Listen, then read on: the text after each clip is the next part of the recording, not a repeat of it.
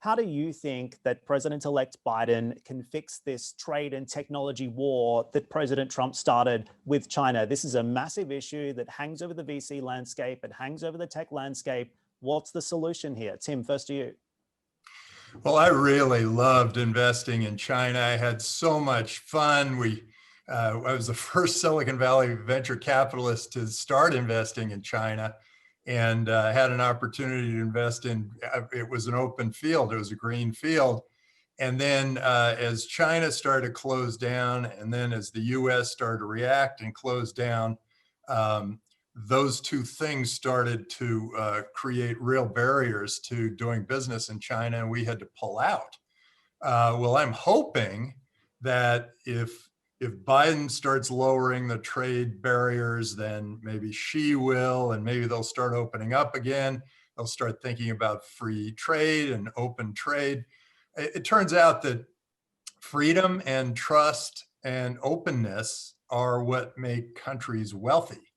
And so if you have freedom, trust, and openness, and not a lot of regulation, you will end up with a very wealthy country. So I'm hoping that China and the US both move toward more freedom, more trust, and more openness. And I think we'll all be much, much better off. Jenny, Chinese tech is your forte. You've been doing business in China for many, many years now. What's your advice to the president-elect on how he can restore ties between these two nations and foster better technology relationships into the future? Yeah, I'm not sure if I'm in a position to give advice, but I think that globalization is good for innovation. Why is that, right? I think resources is scarce on every front, whether it's on talent, whether it's on data, whether it's on capital. And so, globalization allows, in our view, and we've seen it in the past, I mean, Tim pointed this out as well, globalization, decentralization allows resources to find the best fit instead of having redundancy and backups, right? I think while the startup world is prepared for redundancy, business continuity, and backups and alternatives, which they will do regardless.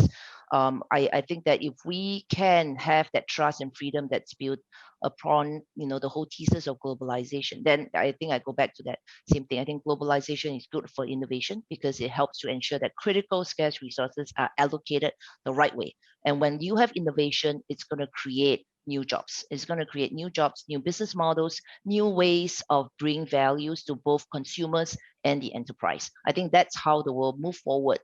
Instead of wasting or repeating resources on traditional supply chain that's already built and tested. And Ibrahim, to go back to one of the things we were talking about before, looking perhaps deeper at some of the trends that we can expect to see coming out of 2021. COVID has really accelerated the adoption of a number of trends that were all happening kind of pre-COVID as well.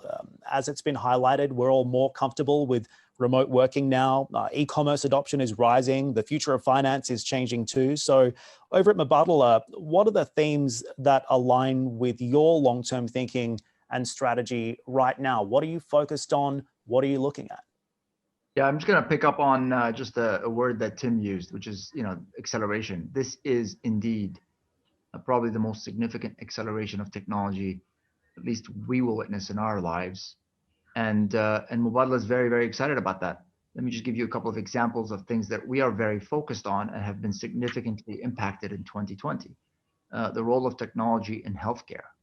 I think the healthcare space and life sciences in general, everything from clinical trials to drug discovery, to the transformation of healthcare systems, and even telemedicine or personalized health. Many of us are going to go through this entire COVID pandemic without ever seeing a doctor physically. The second area is the transformation of cities, whether that's automation, whether that is different forms of public transportation that are going to make cities more efficient, greener. So, how public officials think about cities, they really have to weigh social, demographic, and health considerations when they do city planning in the future. The role of technology is going to be quite significant. Last but not least is something I've spoken about, I touched on previously, which is every business around the world needs to be a digital business, is going to migrate and become a digital business. And our view is that the ability to identify and invest and partner with these companies, no matter where they are, is going to be quite significant moving forward. We are very excited about Asia, China, and India specifically around technology. Incredible entrepreneurs and innovation happening there. And obviously the Middle East is an emerging area. Tim came here last year before COVID. We had some great discussions about the opportunities. We were excited about opening dialogue with Israel and the opportunities over there. So, I think this is notwithstanding the pain and suffering that we've all been through this year, I think technology now is at the forefront of how the positive impact is going to cause on society. No, I agree with the statement, right? So we have seen massive acceleration in three big verticals, the three areas that we invest in. The first one around consumer, habits and consumer tech. So this would include education tech. This would include health tech. This would include, online fitness. And on that basis, we've seen our education companies in China, some of the fastest growing, growing companies out there. One of the company in particular grew 7x in one quarter. On the education side, really accelerated by the fact that the kids are at home, right? And they're all learning. And in Asia, the culture is learning. You cannot go a day without learning, whether it's online or really, whether it's offline or leveraging this online. And so these are sustainable habits that's really, in the past, you may have maybe 10% of the population, in the tier 1 cities that saying, yes, we are going to adopt online education. But today it's widespread down to, the villages. That's one area we've seen. I think the other area that maybe is not discussed as much is the whole concept of automation and smart tech. And this is one where, we think about automation in the China factories. Up to 2018, about 10% of the factories are automated, 90% not automated.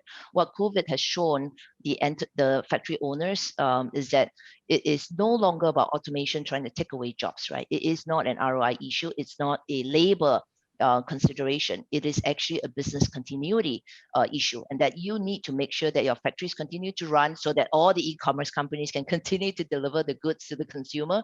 Like that is actually now a different equation. It's not just about business continuity, it's also about safety to the workers, so that when cities are really locked down, you still can have things going and you do not expose your workers to additional exposure. And this would mean you're going to find more robots in restaurants, in hospitals, in facilities that really could benefit from the hybrid workforce that's out there. So in every areas, just name two of them here, we have seen massive acceleration. It's fascinating, isn't it? And Tim, what's your take on this as well? When you look at the acceleration that we've seen, how do we make sure that this acceleration sticks? Are there trends that you've seen throughout this entire COVID period that perhaps might mean that they are going to be here to stay as a result of this pandemic? Yeah, well, I think we have an interesting opportunity now because look, we don't know. You can look at all of our faces. You don't know where we are, and we could be anywhere in the world. And, very true. And that's pretty exciting. What that means to me is that governments are going to have to compete for us. They're going to have to provide better service so that we want to stay there. It's an open marketplace now for governance. And so I think that's a big marketplace. I think it's a good place for startups. It's very interesting. I want to pick up on something Ibrahim said, and that was about digitizing medicine. Healthcare is completely going digital, and that's going to create healthcare that is almost free around the world. And that's going to be, because right now we have a company called Cloudmedix. They can use they can get all your medical data, and then they can do a better job of diagnosing your disease than the average doctor. Well, you start combining that with other pieces of data, your genetic history, your blood test results, your Fitbit results, what airplane seat you sat on, the food you ate, all that data is going to be available. And that data, that's going to create a really good AI doctor. And then on the other hand, that's on diagnostics. On therapeutics, we're going to see some of the most incredible advancements in what they call now the dry lab, which is the lab that uses computers to design drugs specifically for you.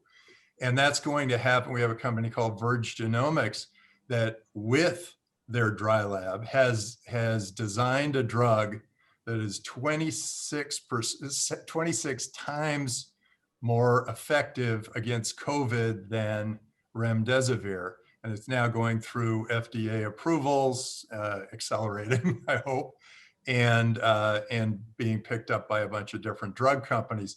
This is a really interesting time. I think healthcare is going to go toward where the AI is going to figure out what's wrong with you, and they're going to make the diagnosis, and then they're going to give you a therapeutic that's specifically to you. That is the future of healthcare. And I think that's going to be a fabulous place, because I think most of that can be done with very low costs. And you know, how healthcare has gone like this, crazy high prices all the way for years and years and years. Finally, we're going to have a way of doing healthcare a lot cheaper. In fact, we're even seeing AI applied to robotic surgery. And so we actually think that even the surgery can be robotic in healthcare. So governance, which is mostly insurance, but governance is going to be competitive. That's a great opportunity for startups, great opportunity for Bitcoin, for a company like Unstoppable Domains that is giving free speech to the world. These are domains that cannot be censored.